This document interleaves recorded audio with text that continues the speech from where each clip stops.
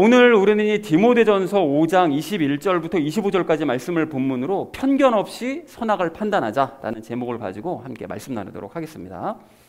자, 우리가 지난주에 목사들을 어떻게 대해야 되는가에 대한 주제를 가지고 이제 관련된 세 가지 이야기를 지난주에 나눴거든요. 그 첫 번째로 우리 나눴던 이야기가 무엇이었을까요?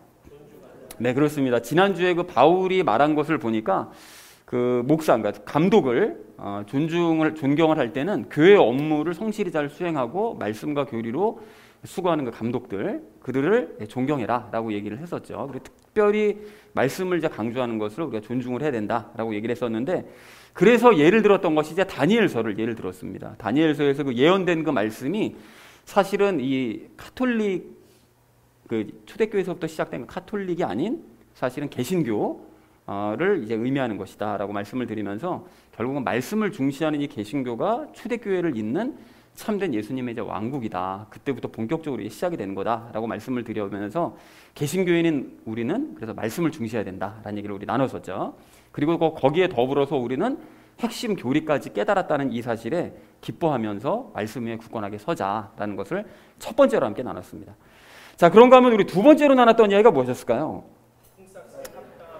네, 그렇습니다. 그 영적인 말씀들로 이제 수고한 이후에 그 육신의 필요를 받는 것은 성경에서 말씀하시기를 합당한 일이다라고 이제 말씀을 하셨죠. 그래서 마음에 늘 부담이 저에게 있기는 한데, 그것을 이제 부담을 마음만큼이라도 이제 덜겠다고 이제 말씀을 지난주에 드렸습니다. 그런데 이 마케도니아 성도들의 경우처럼 그 하나님께서 이제 필요를, 우리의 모든 사람들의 필요를 넉넉히 채워주실 것을 뭐 그때나 지금이나 똑같이 해주실 것을 우리가 이제 믿는다라는 얘기를 두 번째로 함께 나눴죠. 자, 그런가 하면 마지막 세 번째로 나눴던 이야기가 무엇이었을까요?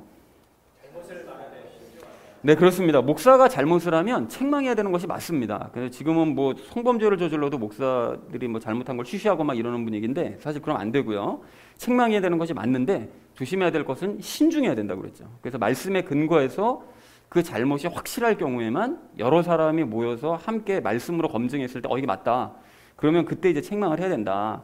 그저 아쉬운 점을 말해도 된다고 제가 지난주에 말씀을 드렸는데, 대안을 함께 말씀을 해주셔야 된다고 또 말씀을 드렸었죠. 왜냐하면 이스라엘 백성들이 대안 없이 그냥 불평만 하다가 다 망하는 길로 가버리는 그런 길을 같이 따라갈 필요는 없는 거죠, 굳이. 그래서 그 사람들이 하나님을 의식하지 않았기 때문에 그게 대안 없이 그냥 불평만 말했던 것이다. 그래서 목사를 형제처럼 생각을 하되 지킬 것은 지키자라는 얘기를 마지막 세 번째로 함께 나눴습니다. 자, 그래서 사랑하는 우리 나눔 있는 교회 성도님들 모두는 말씀을 강조하는 목사를 존중하시고 또 말씀에 근거해서 목사를 판단하시기 바랍니다. 그렇게 말씀에 근거해서 모든 일을 행하셔서 건강한 교회를 함께 만들어가는 저와 여러분 되어주시기를 다시 한번 주님의 이름으로 간절히 축원드립니다.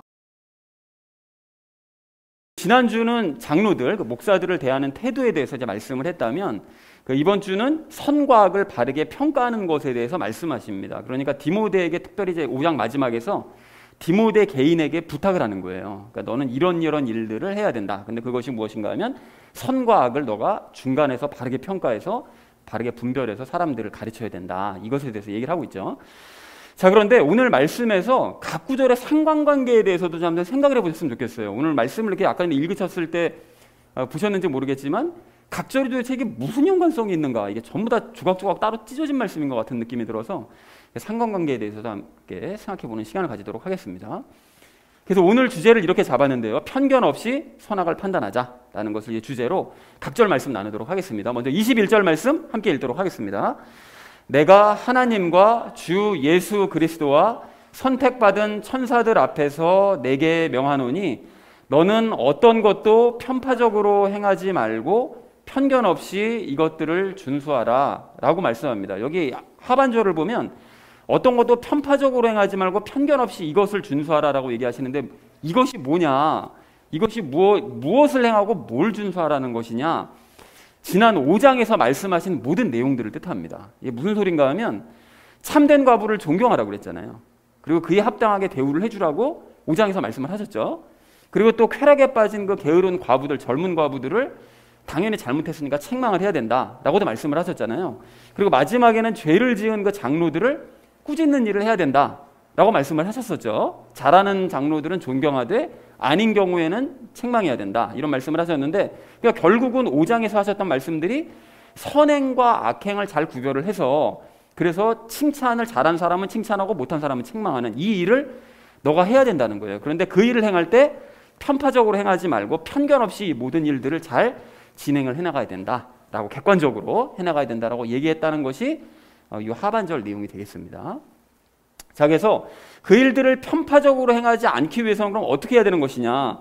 바울처럼 하나님과 예수님과 천사들 앞에 있다는 사실을 기억하고 두려워하면서 행해야 된다는 거예요. 바울이 상반절에서 그 얘기를 하잖아요. 내가 하나님과 예수 그리스도와 선택받은 천사들 앞에서 너한테 명한다라고 굳이 말을 한 이유는 너도 역시 마찬가지로 그분들 앞에 있다는 사실을 기억하고 이 일들을 편파적으로 행하지 말고 편견 없이 준수를 해야 된다라는 의미로 얘기를 했다라는 것이죠. 자, 그래서 참고로 그 선택받은 천사들이라는 것은 사탄을 따라간 그 타락한 천사들이 아닌 하나님을 따르면서 섬기는 천사들을 의미합니다. 그래서 마지막 심판 때 예수님께서 내려오실 때 그때는 그 선택받은 자들, 천국에 있는 자들과 또 선택받은 천사들과 함께 이제 내려오신다고 되어져 있죠. 그래서 이제 그들을 하나님 앞에 섬기고 있는 그들을 이야기하는 것입니다.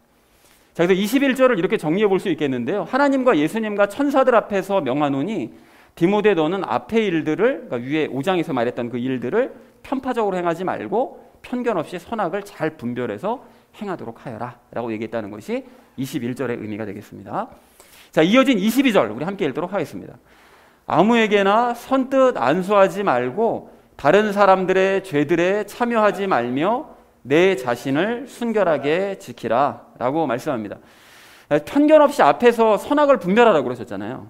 그런데 그러면 편견 없이 선악을 분별하는 거하고 이 22절 말씀이 도대체 무슨 상관이 있을까요? 앞에서는 편파적으로 행하면 안 된다. 편견 없이 잘 분별해야 된다. 이렇게 얘기를 해놓고 갑자기 죄들에 참여하지 말고 너 자신을 순결하게 지켜야 된다. 그럼 이게 편파적으로 행하는 거랑 뭔 상관이 있는 거죠?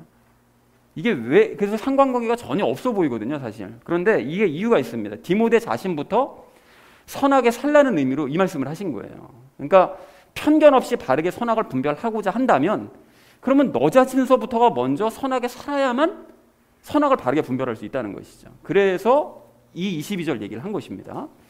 자, 그래서 그렇게 이제 선하게 행하는 그 방법을 이제 구체적으로 얘기하는데 아무에게나 안수하지 말라는 거예요. 그러니까 죄를 지을 만한 사람을 장로로 안수하지 말라는 거죠. 그 얼마 전에 말씀하셨었잖아요. 장로에게 안수하는 그런 부분에 대해 얘기할 때. 그러니까 죄를 지을 만한 사람들은 장로로 안수해 주지 말라는 거예요. 장로를 세우지 말라는 것이죠. 그렇게 안수해서 세워가지고 죄 짓게 만들고 너도 죄에 동참하게 되는 이런 일 하면 안 된다. 그리고 두 번째로는 다른 사람들의 죄들에 참여하지 말라고 얘기하죠. 그러니까 죄를 짓는 장로들과 함께 지난주 얘기했던 그런 죄를 짓는 장로들과 함께 어울린다든지 아니면 젊은 과부들처럼 막 게으름을 피우고 뭐 입을 통제하지 않고 자기 멋대로 말하는 이런 죄들을 지으면 안 된다. 너는 그렇게 하면 안 된다라고 얘기를 하고 있는 것이죠. 그리고 내 자신을 순결하게 지키라라고 얘기하는데 참된 과부들 지난 그 5장에서 기억이 나시죠? 그 5절에서는 오직 하나님만 바라보고 하나님만 의지하는 삶을 살고 10절에서는 낮은 자세로 성도들을 섬기고 교회의 일을 돕는 그런 일들을 해야 된다. 너 자신을 그렇게 참된 과부들처럼 순결하게 지켜야 된다라고 이제 말씀을 하고 있는 거죠. 그렇게 너가 선하게 삶으로써 편견 없이 선과 악을 바르게 분별하는 일들을 행해나가야 된다라고 얘기했다는 것이 22절의 의미가 되겠습니다. 자, 그래서 22절을 이렇게 정리할 수 있겠는데요. 아무에게나 섣불리 안수해서 장로로 세우지 말고 다른 사람들의 죄들에 참여하지 말며 내 자신을 순결하게 지켜라. 그렇게 함으로써 편견 없이 너가 선악을 분별하는 그런 자격을 갖추도록 하여라 라고 얘기했다는 것이 22절의 의미가 되겠습니다. 자, 이어진 23절 말씀 우리 함께 읽도록 하겠습니다. 더 이상 물만 마시지 말고 내 위장과 자주 있는 병을 위하여 포도즙을 조금 쓰라 라고 말씀합니다. 여러분, 이 말씀도 앞에 말씀과 무슨 상관이 있을까요? 이게 앞에서 선악을 잘 분별해야 되고 선악을 잘 분별하기 위해서 너 자신을 먼저 선하게 잘 살아가야 되는 그런 삶을 살아야 되는데 갑자기 왜 네 위장과 병을 위해서 포도즙을 쓰라는 얘기는 왜 했을까요? 여러분, 이게 상관관계가 전혀 없어 보이잖아요. 그런데 이게 상관관계가 있는 것이 끊임없이 그렇게 선악을 분별하는 일들을 행하면서 바른 목회를 그렇게 해나가기 위해서는 무엇을 해야 된다고요? 너의 몸의 건강도 신경 써야 된다. 이걸 말씀하고 있는 것이죠. 그리고 이제 위장과 자주 있는 병을 위해서 포도즙을 쓰라고 이제 얘기한 것은 디모데가 이제 이거를 봤을 때 병약했던 것으로 추측이 됩니다. 바울도 사실은 그렇게 몸이 건강한 사람이 아니었는데 디모데도 역시 좀 위장이 안 좋았던 것 같아요. 그리고 자주 몸에 병도 좀 자주 있었던 것 같습니다. 자, 그래서 바울은 디모데의 건강을 염려하면서 좀 도움이 될 만한 이제 조언을 한 거죠. 특별히 이제 포도즙이 정말 위장에 좋긴 좋거든요. 그러니까 그것을 마셔라라고 이제 얘기를 해준 거죠. 자, 그래서 23절을 이렇게 정리할 수 있겠는데요. 일을 잘 행하기 위해서는 너가 물만 마시지 말고 위장과 다른 병을 위해서 포도즙을 조금씩 마셔라. 그래서 너의 몸 건강도 신경을 써야 된다. 계속 일을 해야 되니까요.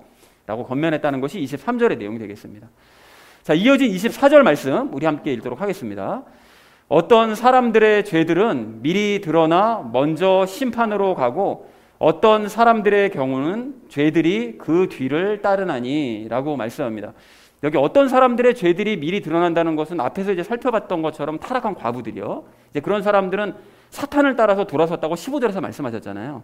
그러니까 이미 죄가 드러나서 심판받은 거예요. 그쪽으로 나아간 거죠. 그리고 죄를 짓는 장로들도 성도들이 고발을 하면 드러나게 되는, 그러니까 잘못은 반드시 죄가 드러나고 그래서 심판받을 수밖에 없다라는 걸 20절에서도 말씀을 하셨죠. 그러니까 이것처럼 잘못은 반드시 드러난다는 거예요. 그리고 심판을 받을 수밖에 없다는 것이죠. 그러면서 이제 하반절에서는 이렇게 얘기합니다. 이런 사람들은 아직 이제 어떤 사람들의 경우는 죄가 아직 안 드러났다는 거예요. 근데 뒤를 따른다는 것은 죄가 드러나지 않았지만 언젠가는 드러나게 된다는 것이죠. 언젠가는. 그렇다면 이러한 사실이 앞의 구절들과 솔직히 뭔 상관이 있는가? 그렇잖아요. 선악을 잘 분별하고 그러기 위해서는 선하게 살아야 되고 몸 건강도 신경 써야 되는데 갑자기 죄가 드러난다고? 이게 도대체 왜 갑자기 이 얘기를 한 거야?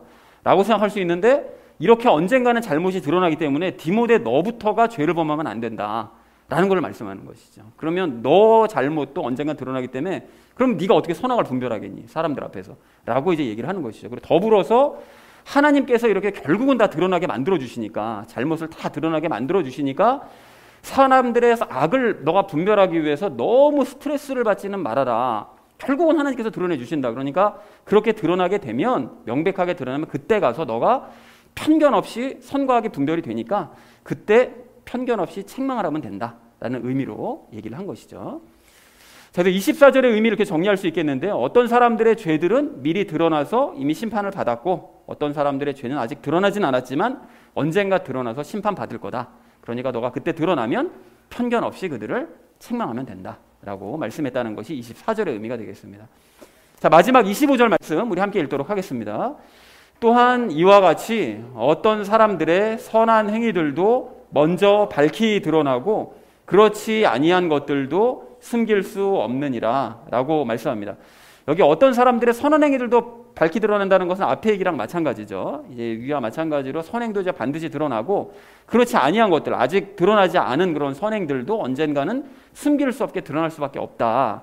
자, 그러니까 디모데부터 이런 삶을 너가 살아야 된다. 너가 선행을 잘 선하게 살아서 사람들 앞에 선행이 드러나게 되는 이런 모습을 너가 먼저 본을 보여야 된다. 그리고 하나님께서 이렇게 결국은 선행도 드러나게 해주시니까, 그러니까 사람들의 선을 분별하기 위해서 너무 수고하지 말라는 거예요. 그러니까 누가 잘했다는 것을 막 이렇게 막 밝혀내려고 네가 애쓸 필요 없다. 그러니까 명백하게 드러나게 되면 그때 너가 편견 없이 모든 사람들 앞에서 그 참된 과부들처럼 이런 선행을 했다는 것을 칭찬해 주면 된다. 본을 보이도록 그렇게 해주면 된다라고 얘기했다는 것이 25절의 의미가 되겠습니다. 25절을 이렇게 정리할 수 있겠는데요. 어떤 사람들의 선행은 이미 밝히 드러나고 아직 드러나지 않은 선행도 언젠가 숨김없이 드러날 것이다 라고 말했다는 것이 25절의 내용 되겠습니다. 그래서 오늘 전체 말씀을 이제 정리를 하자면, 하나님과 예수님과 천사들 앞에서 명하노니 너는 편파적이거나 편견 없이 모든 일들을 행해 나가라. 그러기 위해서 너부터가 죄들에 참여하면 안 된다. 죄를 지으면 안 된다. 그리고 자신을 순결하게 지키고 아무에게나 안수하거나 하지 말아라. 이 일들을 위해서 몸을 생각하면서 포도즙도 마시도록 해라. 어떤 사람들의 죄는 미리 드러나서 심판받았고 어떤 사람들은 그 뒤를 따르고 있고 선행도 이와 다르지 않다는 사실을 너가 기억을 해서, 그러니까 선한 삶을 살고 악을 멀리하고 그럼으로써 자격을 갖춰서 편파적이거나 편견 없이 모든 일들을 행해 나가도록 하여라 라고 얘기했다는 것이 오늘 전체 말씀의 내용이 되겠습니다. 자, 그래서 오늘 말씀을 좀 이렇게 정리를 다시 해보자면, 오늘 말씀은 선과 악을 잘 분별을 해서 칭찬과 책망을 계속 행해 나가야 될 디모데 개인에게 당부한 말씀이 되겠습니다. 그래서 뭐 내용이 이해가 되시죠? 뭐 어렵지 않게. 자, 그런데 그래서 이 말씀을 이제 우리에게 적용을 해보자면, 우리도 역시 바르게 선과 악을 분별하는 것이 왜 중요한 것인가, 이것을 이제 잠시 후에 제가 말씀을 드릴 건데요. 그렇게 선과 악을 왜 해야 되는 것인지, 그리고 그 어떻게 하면 행할 수 있는 것인지, 그것에 대해서 오늘 나누도록 하겠습니다. 그래서 적용 시간에 이제 세 가지 이야기 나눌 건데, 첫 번째는 편견 없이 말하고 행하는 것에 대해서, 그리고 두 번째는 자신을 돌아보는 것에 대해서, 마지막 세 번째는 하나님께서 드러내시는 것에 대해서, 우리가 그 세 가지 이야기를 함께 나누도록 하겠습니다. 그래서 오늘 결론이요, 편견 없이 선악을 판단하자라는 것을 제목으로 나머지 이야기는 삶에 적용하면서 함께 말씀 나누도록 하겠습니다. 편견 없이 선악을 판단해야 될 우리가 오늘 첫 번째로 함께 나눌 말씀은 편견 없이 행하자는 것입니다. 그러니까 좀 자세하게 말씀드리자면 편견 없이 행하는 게 왜 중요한 것인지를 이 시간 함께 좀 생각해 보자는 것이죠. 여러분 오늘 21절 말씀을 좀 보십시오. 21절 말씀 보시면 바울은 디모데에게 그 5장에서의 모든 일들을 행할 때 어떻게 행하라고요? 편파적으로 행하지 말고 편견 없이 일을 처리해라라고 이제 당부를 하죠. 그러니까 참된 과부와 쾌락에 빠진 과부들을 너가 잘 편파적으로 막 이렇게 그들을 막 나누거나 막 편견을 가지고 막 그들을 그렇게 나눠가지고서는 네 맘대로 이렇게 상벌을 내리고 이렇게 하지 말고, 고발된 장로들을 대할 때도 네 소견에 옳은 대로 막 감정에 따라 가지고 편파적으로 막 그들을 대하거나 편견을 가지고 벌 내리거나 이러지 말고 항상 말씀에 근거해서 신중하게 판단해서 일 처리를 해야 된다라고 말씀을 하더라는 거예요. 그래서 여러분 신앙생활에 있어서 이 편파적이라는 것은 뭐 네 편 내 편, 세상 사람들처럼 뭐 네 편 내 편 갈라놓고 뭐 잘잘못 따지고 뭐 네가 잘했니 내가 잘했니 이거 가지고 싸우고 이러는 게 편파적인 게 아닙니다. 여러분 이거는 지극히 초딩적인 마인드고요. 도리어 잘못을 행했는데도 책망하지 않고 덮거나, 또는 잘했는데도 무작정 잘못했다고 책망하거나, 이렇게 되는 게 이게 편파적인 거예요. 그러니까 선과 악을 정확하게 판단해서 잘한 거는 잘했다고 확실하게 칭찬하고 잘못한 거는 잘못했다고 확실하게 책망을 하는 것이 성경에서 말씀하시는 편견 없이 행하는 모습이라는 것이죠. 여러분 지난 수요 성경 공부 시간에 우리가 이제 요한복음 7장 말씀을 나눴는데요. 그 요한복음 7장은 장막절에 일어난 사건에 대해서 이제 다루고 있습니다. 그런데 거기서 등장하는 사람들 모두가 예수님을 그냥 갈릴리 시골 출신의 요셉의 아들이라는 그 편견을 가지고 다 대해요. 근데 이건 예수님의 형제들도 이제 예외가 아니었는데요. 그 예수님의 형제들이 자기 형님을 보고 그동안 그 행하셨던 그 기적들 있잖아요. 그리고 그분이 행하셨던 말씀들을 알았거든요. 형제들이 알았음에도 불구하고 그거를 보고 판단하는 것이 아니라 우리 형은 메시아일 리가 없어 라는 편견에 사로잡혀 있는 거죠. 어렸을 때부터 우리랑 같이 자란 이 형이 무슨 얘 어떻게 메시아야, 말도 안 되지, 이런 편견에 사로잡혀서 형을 비난하고 조롱하더라는 거예요. 그리고 형제들이 이런 식이다 보니까 뭐 유대인들은 말할 것도 없지 않습니까? 그래서 그 사람들은 예수님께서 그동안 행해오셨던 많은 기적들이나 말씀들은 완전히 뒷전에 두고 그냥 시골 출신 요셉의 아들이라는 이 편견만 가지고 예수님을 대하면서 예수님 비판하고 조롱하고 또 비웃으면서 심지어는 죽이려고 하더라는 거예요. 특별히 이 갈릴리 사람들이요. 이 갈릴리 사람들도 예수님과 이 고향 사람, 동양의 사람들이었기 때문에 그 예수님께서 행하시는 그 기적들을 보고 예수님께서 행하셨던 기적들도 말씀들을 귀로 전해 듣고 보고 했거든요. 그런데 그럼에도 불구하고 남들보다 더 깊은 편견에 사로잡혀 있는 거예요. 왜냐하면 같이 봤으니까, 어렸을 때부터, 예수님 어렸을 때부터 봤으니까. 그러니까 예수 잘한다는 거예요, 우리가. 그래서 예수는 요셉과 마리아의 자식으로 아주 어릴 때부터 목수질이나 하던, 당시에는 이 목수를 굉장히 낮게 평가를 했던 그런 상황이었기 때문에 그럼 목수질이나 하던 아주 평범한 인간이다. 그러니까 이런 인간은 메시아가 될 수가 없다는 거예요. 그러다 보니까는 그 사람들이 얘기하기를, 아니 유대 지도자들이 왜 이런 하찮은 예수를 왜 두려워하는지 모르겠다. 우리는 얘 죽여도 된다. 심지어 그렇게까지 말을 하더라는 거예요. 그러니까 자기네가 바른 판단을 하고 있다고 생각을 하고 있지만 사실은 지극히 큰 편견에 사로잡혀 있는 것이죠. 그러니까 목수의 아들이라는. 그럼 예수님께서는 이런 유대인들의 조롱과 비난을 그냥 묵인하고 침묵하셨느냐?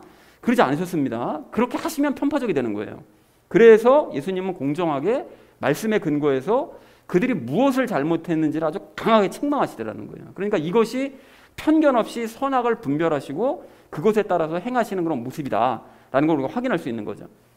자, 그런가 하면 요즘 우리가 나누고 있는 그 에스더서, 어제로 이제 끝났죠. 근데 에스더서도 이제 마찬가지인데 그 페르시아에 남은 모르드게와 에스더와 유대인들은 하나님의 말씀 안 들었잖아요. 그리고 하나님의 말씀 순종하지도 않습니다. 가라고 했는데도 안 가잖아요. 그러면서 페르시아에 남았는데 그러한 자신들의 잘못은 그냥 모르는 채 그냥 남의 잘못만 들춰내면서 무섭게 징계를 하는 거예요.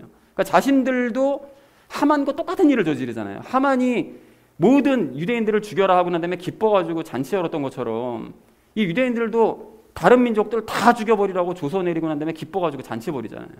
똑같은 짓을 하고 있으면서도 자기들이 하만이 행한 일은 악한 거고 우리가 행한 일은 선이라는 거예요. 그리고 사람들을 학살한 이후에는 잔치까지 열더라는 것입니다.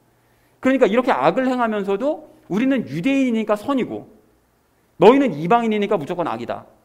이런 태도가 이게 편파적이라는 거예요. 이게. 그리고 이러한 에스더서를 보는 사람들도 마찬가지인데요.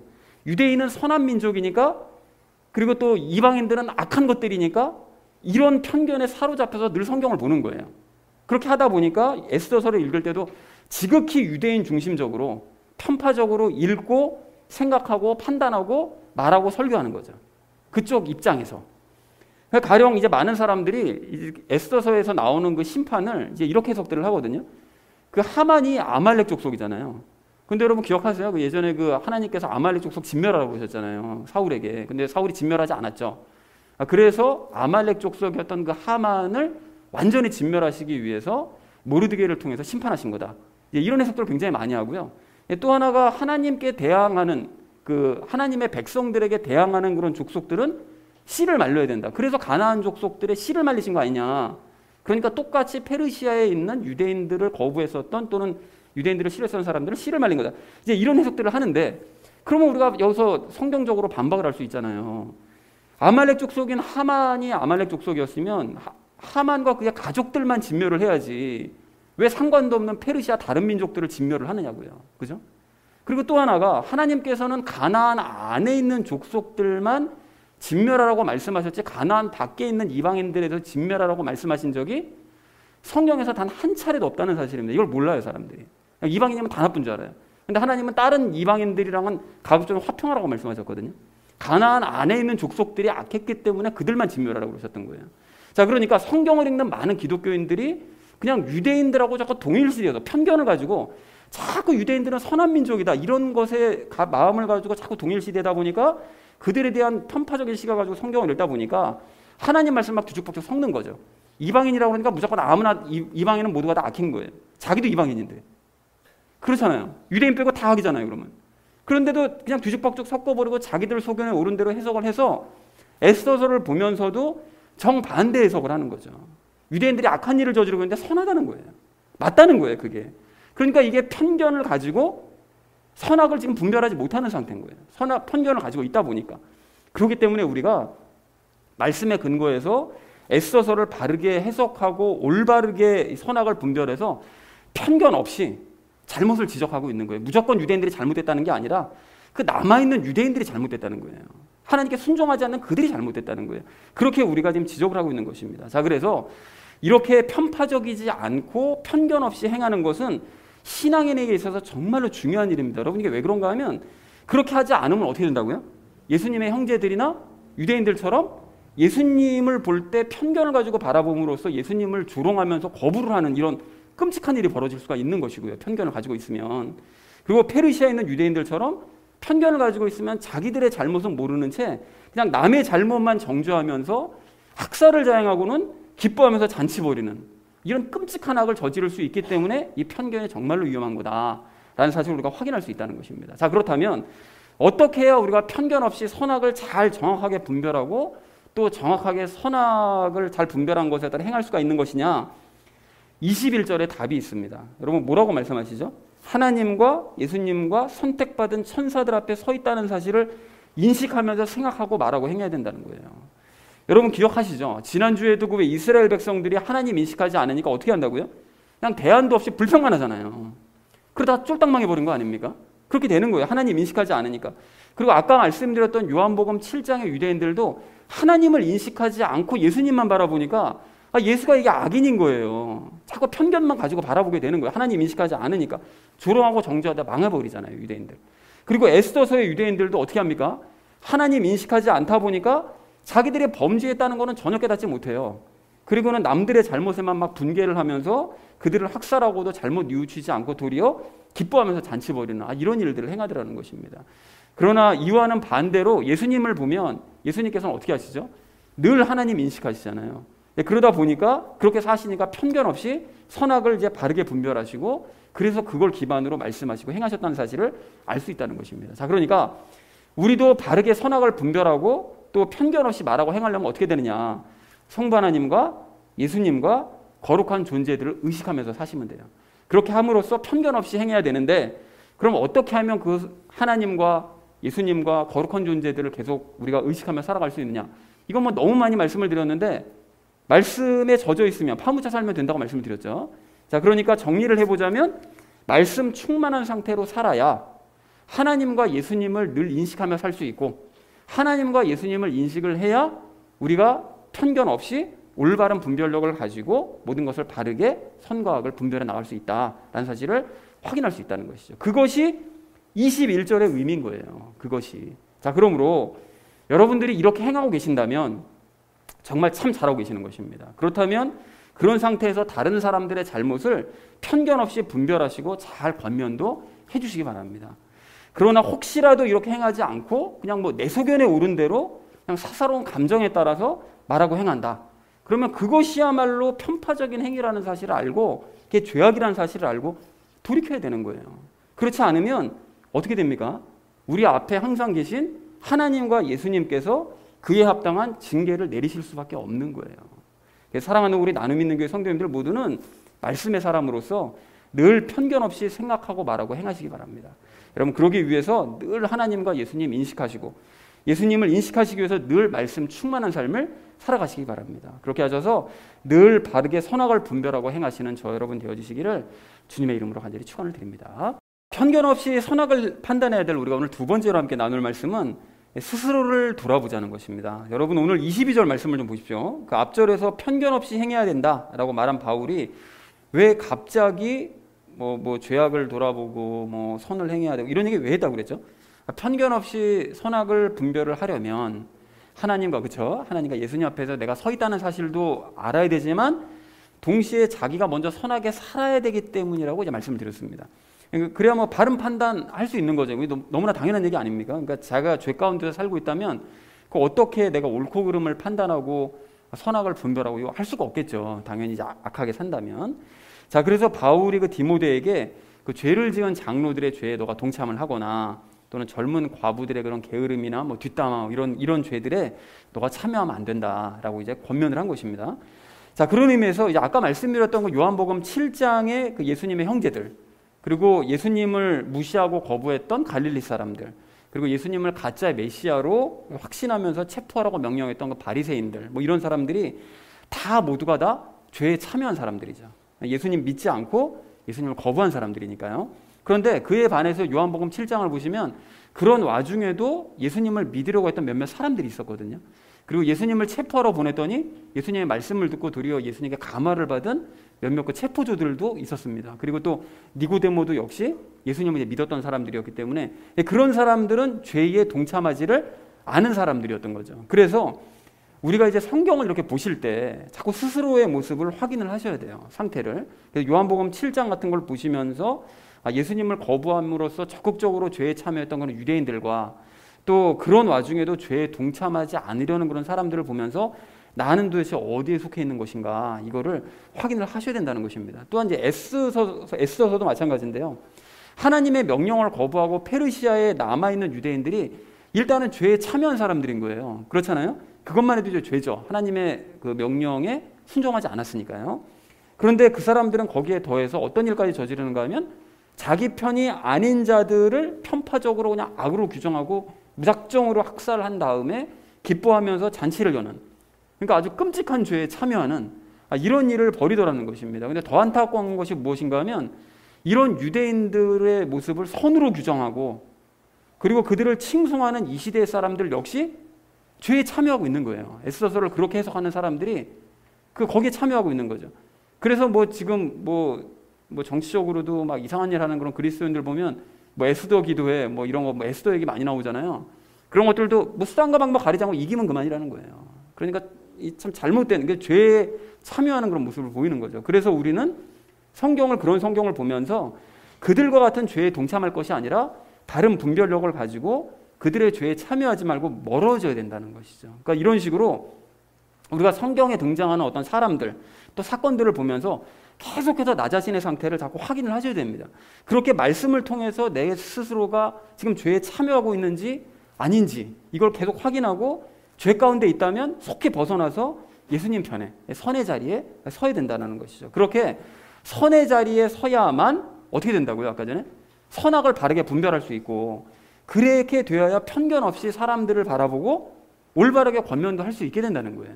그렇게 되어야만. 그러니까 정리하자면 자신의 상태를 먼저 돌아봐서 죄로부터 돌이켜야 편견 없이 자기 자신을 그리고 판단했을 때 선의 자리에 서 있다는 것이 확실하면 그러면 남에게 권면할 수 있는 자격이 생기는 거죠. 그리고 그렇게 되면 죄로부터 돌이킨 그 경험을 바탕으로 다른 사람들에게 겸손하게 권면도 할 수 있게 된다는 것입니다. 자, 그런데 이렇게 하지 않고 그냥 여전히 자기 자신이 그냥 죄 가운데 살고 있다면 그러면 선악을 분별할 능력이 사실은 없는 거잖아요, 사실은. 죄 가운데 사는데 어떻게 옳고 그르다라는 걸 판별할 수가 있겠어요. 그리고 그렇게 되면 남을 권면할 자격도 사실은 없게 되는 것이죠. 그렇잖아요. 자기의 눈에 들보가 있는 상태인데 어떻게 그런 상태로 남의 눈에 티 빼주겠다 그러면은 상대방은 어처구니 없어 하면서 반발심만 생길 거 아니겠습니까? 그러니까 그렇기 때문에 이제 싸우게 되는 거예요. 이 싸움의 원인이 되는 거죠. 그리고 본인에게도 손해입니다, 여러분. 생각해 보십시오. 이게 자신도 하나님 의식하지 않고 말씀도 안 보고 안 듣고 이런 상황에서 그래서 죄를 짓는 상황에서 내 얘기 한번 들어보라고 이러면서 상대방 잘못 지적하면 상대가 자기 말 듣겠냐고요. 너나 잘하라고 무시하겠죠. 무시당하겠죠, 자기도. 그러니까 기분 나쁠 거잖아요, 그렇게 되면. 자, 그러니까 이미 이제까지 계속 말씀을 드려왔던 것처럼 자신이 어느 한 부분에 대해서만이라도 죄에 참여하지 않고 돌이켜서 바르게 섰을 때 그때 그 부분에 대해서 남에게 말을 할 때도 조심스럽게 자기 경험을 말할 수 있는 것이고 그래야 상대방도 수긍하고 그걸 감사한 마음으로 이제 받아들일 수 있게 된다는 것입니다. 그래서 여러분 이러한 상황에 대해서 예수님께서 마태복음 7장 3절부터 5절에서 정확하게 이렇게 말씀하셨어요. 여러분 들어보십시오. 너는 어찌하여 내 형제의 눈 속에 있는 티는 보면서 내 눈 속에 있는 들보는 깊이 생각하지 못하느냐. 혹은 보라, 내 눈 속에 들보가 있는데 네가 어찌 내 형제에게 이르기를 내가 내 눈에서 티를 빼내게 하려느냐. 너 위선자여, 먼저 내 눈에서 들보를 빼내어라. 그 뒤에야 네가 분명하게 보고 내 형제의 눈에서 티를 빼리라.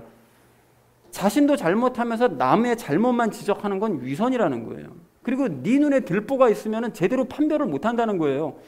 그걸 빼내야 바르게 보고 바르게 선악을 분별하고 그래야 상대방이 무엇을 정확하게 잘못했는지를 알고 그 부분에서 권면할 수 있다는 거죠. 그러니까 자신의 잘못을 먼저 고친 후에 말을 해야 상대방에게도 도움이 될 수 있고 자기에게도 도움이 된다라고 말씀하시더라는 것입니다. 그래서 사랑하는 우리 나눔 있는 교회 성도님들 모두는 편견 없이 선악을 판단하시기 위해서 여러분 죄들에 참여하지 마시고 스스로의 상태를 순결하게 지키시기 바랍니다. 그렇게 본인의 눈에 들보를 제거한 후에 남의 눈에 티에 대해 권면하면서 그가 티를 뺄 수 있게 도와주심으로써 하나님의 공동체를 바르게 세워가는 저 여러분 되어지시기를 주님의 이름으로 간절히 축원드립니다.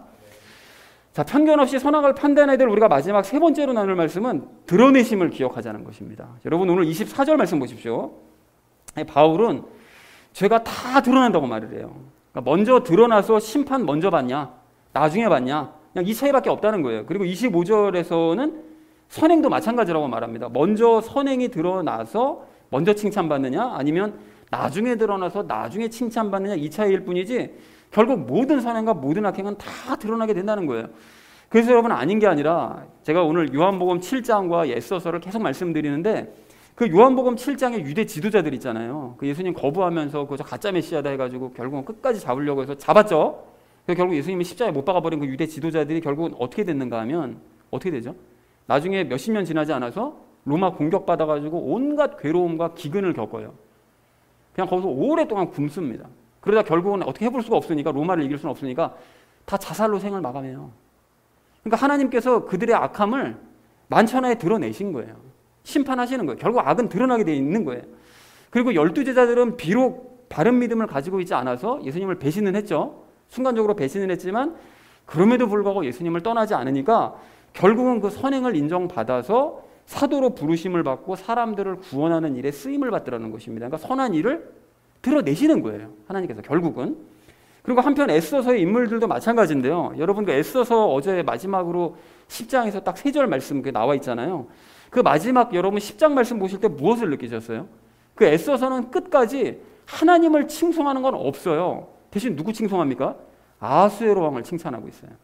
아수에로 왕을 높이고 있습니다. 그걸 찬양합니다. 그래서 하나님께서 그걸 악함을 드러내신 거예요. 이들이 얼마나 악하냐. 하나님께 영광 돌리는 게 아니라 아수에로 왕에게 영광을 돌리고 있다. 악함을 드러내시는 거예요. 그래서 아닌 게 아니라 여러분 그 에스더 사건 이후로 성경에 기록이 없잖아요.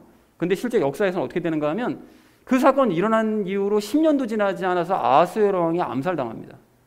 암살당해서 끝장나요. 그러니까 그 아수에로 왕의 그 폭정으로 암살을 당했다는 것은 당연히 부인이었던 에스더도 어떻게 됐겠어요? 뭐 최후가 뭐 좋지 않았겠죠, 당연히. 그리고 그 밑에서 열심히 일했던 모르드게도 역시 최후가 좋지 않았을 것은 뭐 너무나 자명한 사실입니다. 그리고 또 페르시아에 살던 그 유대인들 역시 더 이상 역사에 기록이 없어요. 에스더가 날아가고 모르드게가 날아가니까 어떻게 해야 돼요? 숨어 살아야죠. 유대인인 거 숨겨야죠. 그리고는 뭐 다 숨어버렸든지 죽든지 했겠죠. 그러니까 결국 이런 식으로 악은 다 드러날 수밖에 없다는 거예요. 그런가 하면 여러분 이제 5장 말씀도 이게 마찬가지 아닙니까? 참된 과부들의 선한 행위는 10절처럼 다 드러나서 좋은 평판 받고요. 쾌락에 빠진 게으른 과부들은 13절과 같은 악행이 드러나서 정죄받고 15절처럼 결국은 사탄 따라가는 결말을 보게 된다는 거예요. 악행이 다 드러난다는 거예요. 그리고 잘 다스리고 말씀과 교리로 수고하는 목사들의 선행도 결국은 드러나고 그렇지 않은 목사들은 죄악이 드러날 수밖에 없다라고 분명하게 말씀하시더라는 것입니다. 그러니까 이처럼 선행이든 악행이든 이게 뭐 감추려고 해서 감춰지는 것이 아니고 결국은 다 드러나게 돼 있는 거예요. 그래서 예수님께서도 마태복음 10장 26절에서 뭐라고 말씀하셨느냐. 덮어둔 것 중에서 드러나지 아니할 것이 없고 숨겨둔 것 중에서 알려지지 아니할 것이 없느니라 라고 아주 분명하게 말씀하세요. 다 드러난다는 거예요. 다 결국은. 좋은 거든 악한 거든.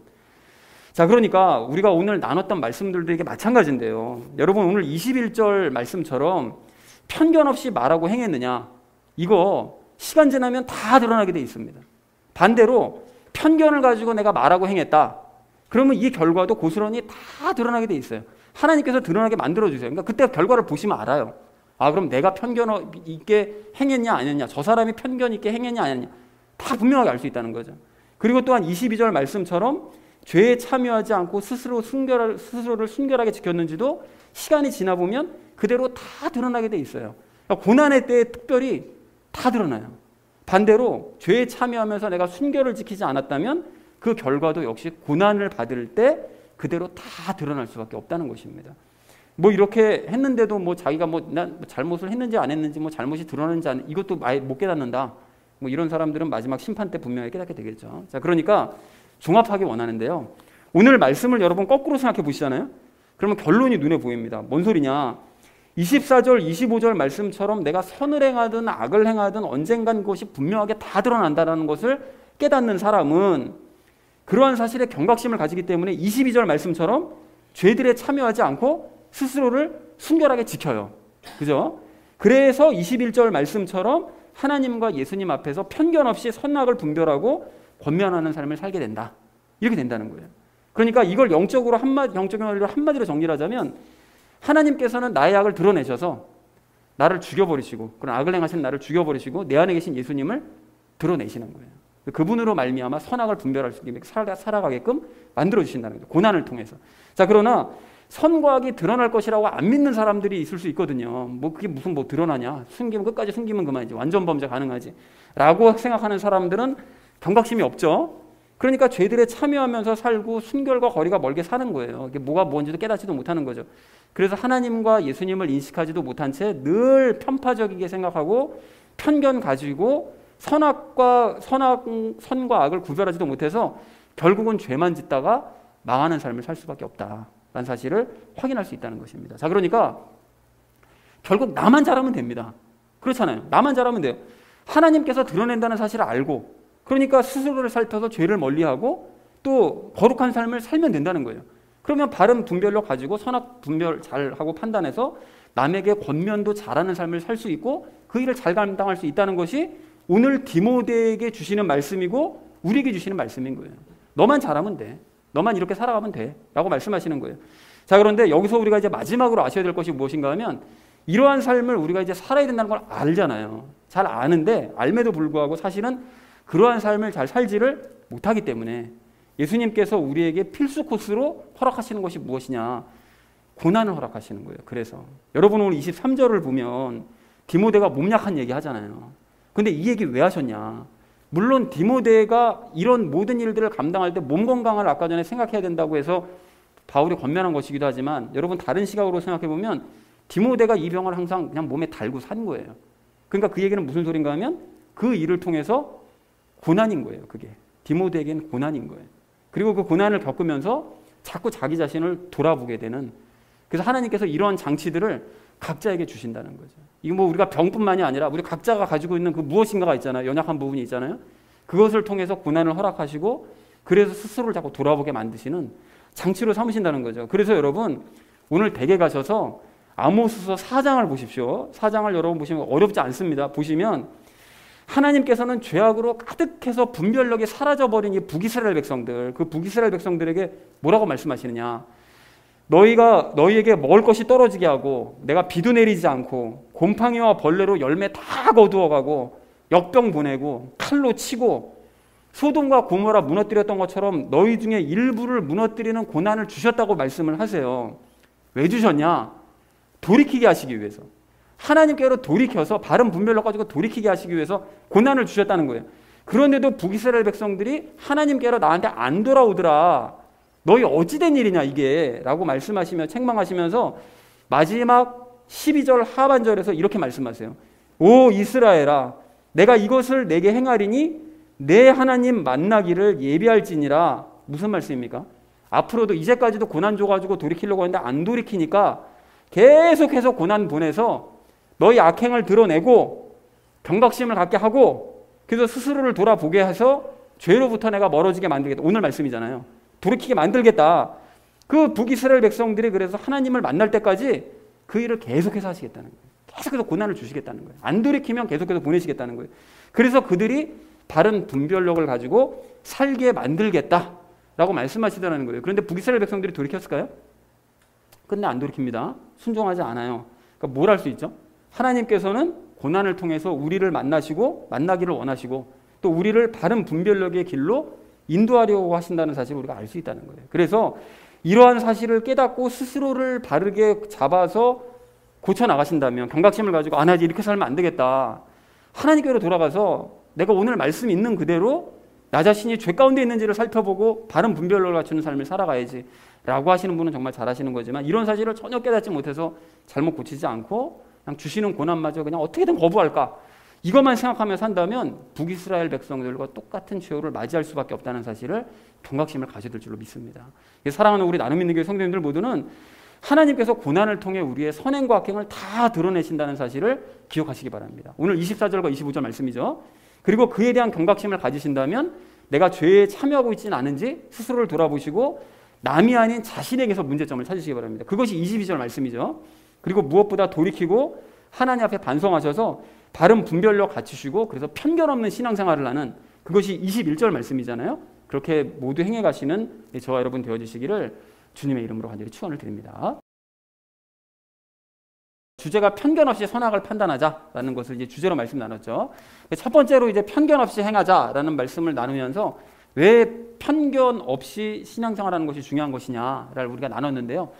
자기 편을 들어주지 않는 것이 이게 편견이 아니고 이것과 이것을 분명하게 판단해서 이건 칭찬하고 이걸 책망하는 것이 편견 없이 행하는 모습이다라고 그러죠. 뭐죠? 네, 너무 쉽죠. 답이 선과 악을 분명하게 판단해서 편견 없이 행하는 거, 그걸 분명하게 칭찬하고 책망하는 이게 편견 없는 행동인 거예요. 뭐 네 편이다 내 편이다 이걸 따지는 게 아니고 유대인들은 이것을 가지고 예수님을 멸시하면서 조롱했습니다. 뭐였습니까? 편견을 가지고 예수님은 목수의 아들이다. 쟤는 사람의 아들이다. 메시아일 수가 없다. 라고 조롱하며 멸시했죠. 그리고 예수님은 이것에 근거해서 편견 없이 유대인들을 책망하셨습니다. 무엇이셨습니까? 말씀에 근거해서 너희가 무엇을 잘못했다라는 걸 분명하게 그들에게 이제 지적을 하시죠. 자, 그리고 편견 없이 선과 악을 분별을 하려면 하나님과 예수님을 어떻게 된다고요? 늘 그분들을 인식해야 된다. 의식하면서 살아야 된다. 편견 없이 선과 악을. 그분 앞에 있다는 사실을 인식해야 되는 거죠. 그리고 하나님과 예수님을 이렇게 인식을 하고자 한다면 그러면 무엇으로 충만해야 된다고요?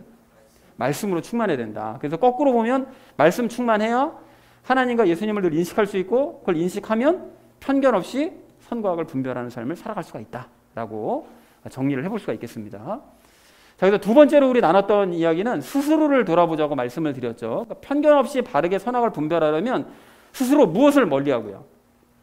죄를 멀리하고 선하게 살아야 돼요. 그래야 선의 편에 서야 무엇이 선이고 무엇이 악인가를 알 수 있지, 악의 편에 서 있으면 무엇이 선인지를 모릅니다. 그렇기 때문에 반드시 죄를 멀리하고 선하게 살아야 된다. 그래서 성경을 통해서 내가 이것에 참여하고 있지 않은지 스스로의 상태를 계속 돌아보는 후에 상대방을 권면해야 된다. 뭐였죠? 그렇죠. 죄에 참여하고 있지는 않은지, 그런 삶을 살고 있지 않은지 계속 스스로의 상태를 돌아봐야 되는 거죠. 그리고 아니다라는 게 확실히 하면 그때 권면을 할 수 있다. 그것이 눈에서 무엇을 뺀 상태로 상대방 눈에 이걸 빼는 방법이다. 뭡니까? 눈에서 들보를 빼낸 상태에서, 자신의 큰 잘못을 빼낸 상태에서 상대방 눈에 그 작은 티를, 그 잘못을 빼내는 방법이다 라고 말씀을 드렸습니다. 자, 마지막 세 번째로 나눈 것이 이제 드러내심을 기억하자고 그랬는데요. 선행이든 악행이든 하나님께서는 다 드러내신다. 전부 다 드러내신다고 그랬죠. 그래서 언젠간 드러나게 되어 있습니다. 그래서 하나님께서 드러내심을 깨달아서 죄에 참여하는지 스스로를 돌아보는 사람은 이것을 분별할 능력을 얻고요.